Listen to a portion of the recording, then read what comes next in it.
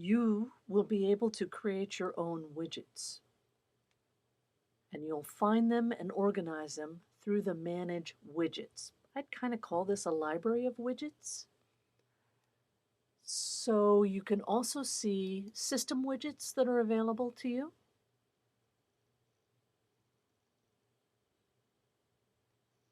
Or again, custom widgets. So I've got one started, and let's look at making some changes here. A practice widget start. I'm not very imaginative, but here's the pencil, so I know that that is an indication I can probably edit this widget using that pencil. When I first get into the widget area, I'm looking at just the title and the description. It's very helpful later on, next semester, for example, if you give yourself a few minutes and type a description, particularly if you're using information that you've gleaned from the web, from a publisher, you're putting something in here.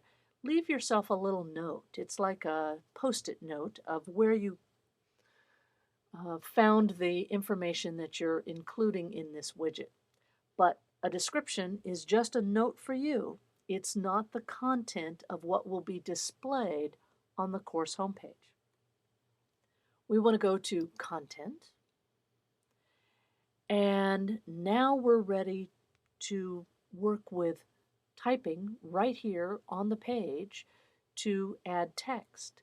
This is called the WYSIWYG editor. What you see is what you get. These toolbars should be familiar from other word processing or presentation activities that you prepare on your computer. I've got some text on my clipboard. I'm going to just paste it and try some of these other tricks. So notice that Basic is one of the tabs up above here.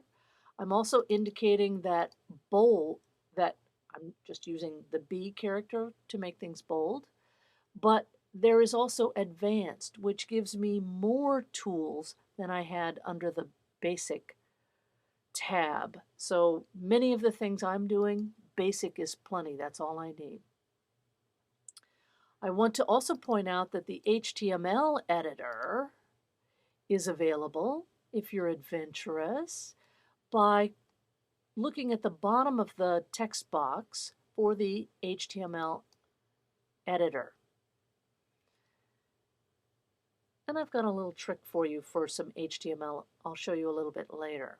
All right, I'm not using this, so I'm just going to cancel that dialog box.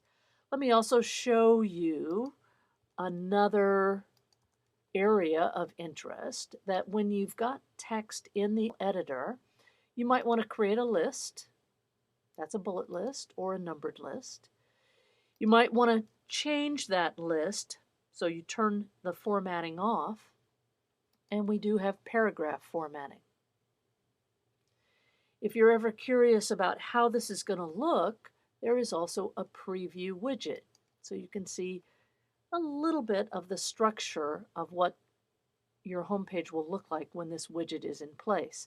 The width of the widget is controlled in the panel width of the homepage. So this is much wider than it's going to be when I'm finished. I'm going to go back to left formatted and make it a bullet list. There we go. Got a little extra line there, so I'll delete that. That gives me just my 3 bullets. At this point, I'm going to scroll down and look for the Save button, and that's kind of an introduction to editing and using text in a widget. Next, we're going to add a picture.